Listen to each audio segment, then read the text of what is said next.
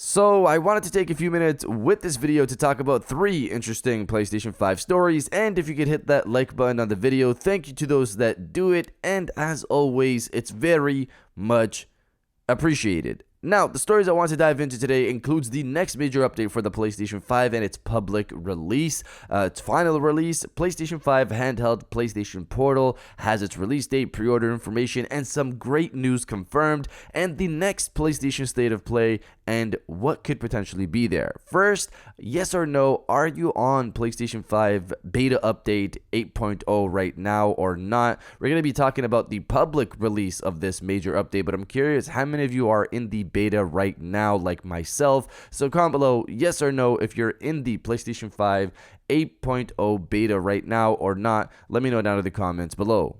Now, diving into the first story of the video, PlayStation 5 Handheld, the PlayStation Portal news. After months of waiting since its reveal back in the PlayStation Showcase earlier this year, the PlayStation Portal has finally gotten its release date, and it lines up with the original report as well. The PlayStation Portal will be launching on November 15th later this year. Pre-orders live right now on PlayStation Direct for US, UK, France, Germany, Austria, Belgium, Luxembourg, Netherlands, Italy, Spain, and Portugal.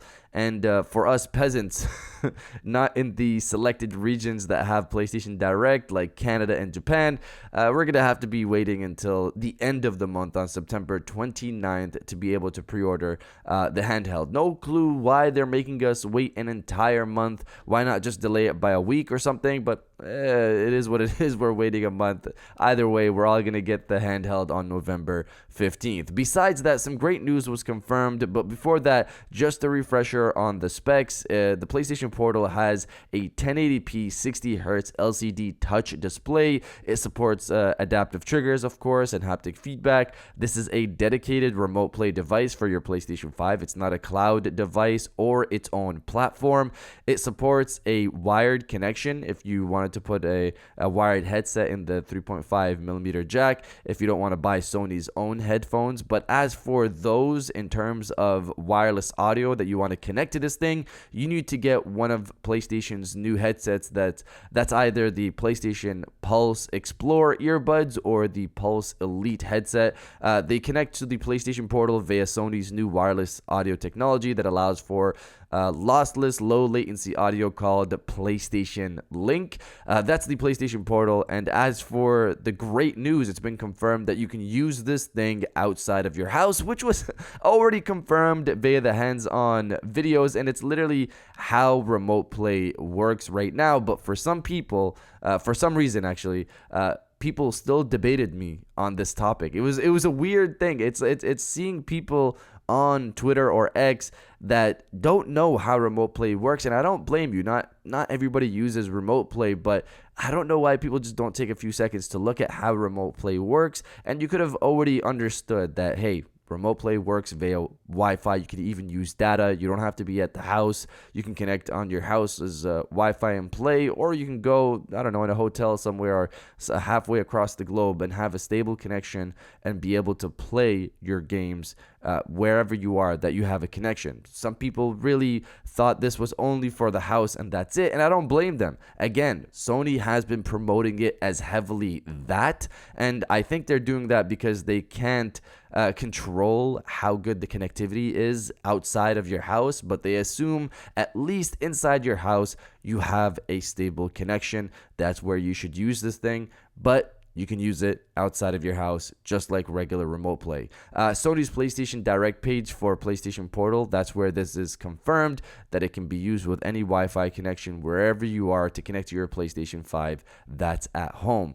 This would also, again, theoretically work with your phone hotspot connection as well, acting as a Wi-Fi connection. You just need a minimum connection speed of 5 megabits per second, but again, you don't want to go with that. It's recommended that you have at least 15 megabits per second. I'm excited to get my hands on this thing when it launches later this year.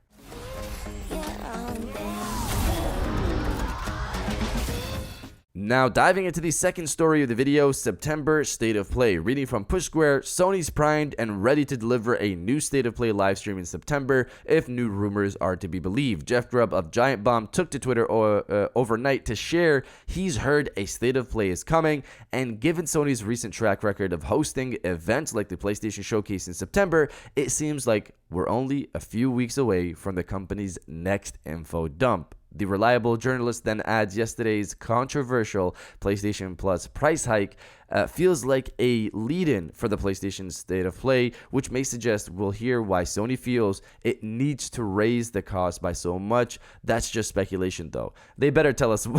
They better give us something good after that just horrible news that we got recently. But putting that to the side, as for what could be there at the State of Play in terms of games, Spider-Man 2 is a likely bet since it literally launches the following month in October. But then you have other games like Helldivers 2, which are still set to launch this year, but we do not have a release date. I don't know why that is the case. I hope it's not because this thing is delayed till next year. It's been ready, from my understanding, for a while. Sony, you guys just need to release it and start updating it with content to get people excited as the year progresses into 2024. Beyond that, you also have Stellar Blade, which we still don't have a release date for as well. It still says 2023. Moving past this year, early 2024, we have Final Fantasy VII Rebirth that could show up, especially since recently we've seen pre-orders go live for Final Fantasy VII Rebirth, and we thought it would be, or I thought it would be, at the Tokyo Game Show that's coming later this month. But Square Enix revealed their lineup for TGS 2023, and I didn't see Final Fantasy VII Rebirth mentioned on the list, so this might be a Sony thing where they show it off instead of Square Enix and potentially give us a release date. Rise of Ronin is also an early 2024 title, and it was actually revealed at the State of Play last September, so we could get new gameplay and the release date for that as well. And I'm just gonna throw this one out of left wing, but left wing, I don't know what the saying is, but Little Devil Inside is another game that could be shown off as well. Like, what happened to that game? You guys got to just tell us if it's canceled. Tell us if this game's never coming out. You got to just tell us. People are tormented of the thought of Little Devil Inside and when this thing could finally release. If a State of Play is happening in September, then we could be hearing about it soon. Last year's State of Play was on Tuesday, September 13th. If we're gonna go off that, then this year it could also happen on Tuesday, September 12th at 6 p.m. Eastern. I want to showcase personally, but if they deliver a solid State of Play that showcases games that I mentioned here and maybe updates on first-party studios, that's all I care about. I don't care if it's titled Showcase or if it's titled State of Play. I just want to know what Sony first-party studios are doing. But you guys let me know if you're excited for the next State of Play, next potential State of Play or not. Let me know down in the comments below. And now diving into the final story of the video, the next major update for the PlayStation 5, Update 8.0 and its public release. So it's that time of the year. The next major update for the PlayStation 5 is set to release pretty soon. Some of the major features for Update 8.0 includes, of course, support for Dolby Atmos, which people have wanted since the launch of the PlayStation 5. You can finally mute the beep sound your PlayStation 5 makes when it turns on, which has been an iconic feature since the PlayStation 3. So I personally did not turn that off. I can't turn it off. It's just too iconic of a feature for me to turn off personally. There were also other quality of life improvements, including being able to search through your game library. Game help cards are more seamless and they don't require you to click on them to see more information. Game hub improvements like share screen preview and group party invites, etc. There was a good chunk of stuff there. Moving over to the release date, I'm not going to give you guys an exact date like I did for the beta because, again, it could be my paranoia, but it really feels like PlayStation has people watching the community and what people say in the rumor mill. Again, this is just maybe my paranoia. Jeff Grubb earlier this year said the PlayStation Showcase would happen on this date. Sony do it literally a day later. I'm not an insider like Jeff Grubb, but this year I gave an exact date for the beta launch, which was on a Thursday. which made sense and aligned with how it worked in the past, Sony decided to be out of the ordinary all of a sudden and released the beta literally the following Monday. I said Thursday. They're like, "Now we're going to release it on Monday over the weekend." You got that wrong. Regardless, if you're waiting for the public release of PlayStation for the update 8.0 for the PlayStation 5, it could be the first or second week of September to align with how previous years went. Again, I'm not going to give you guys exact dates this time, but if you ask me in the comments, I might reply, give you a date of when I think it could launch. Also, this is obviously not confirmed, but Sony has been pretty consistent and we've been pretty on point with this stuff in the past. And again, it's just going off of how Sony works themselves. So again, I did not say an exact date. If anybody at PlayStation is watching, I didn't give an exact date here. I just gave a time frame. All right. But you guys let me know if you're excited for the public launch of the next major update for the PlayStation 5 or not. Let me know down in the comments below. And if you guys did enjoy this video, please hit that like button, as it always helps. So subscribe if you're new. I got new videos every Monday, Wednesday, and Friday. And now I'll check you guys out on the next one.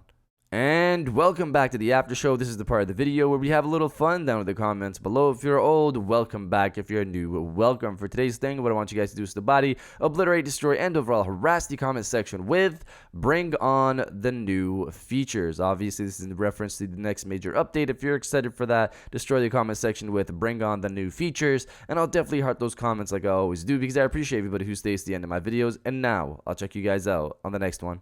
Almost done.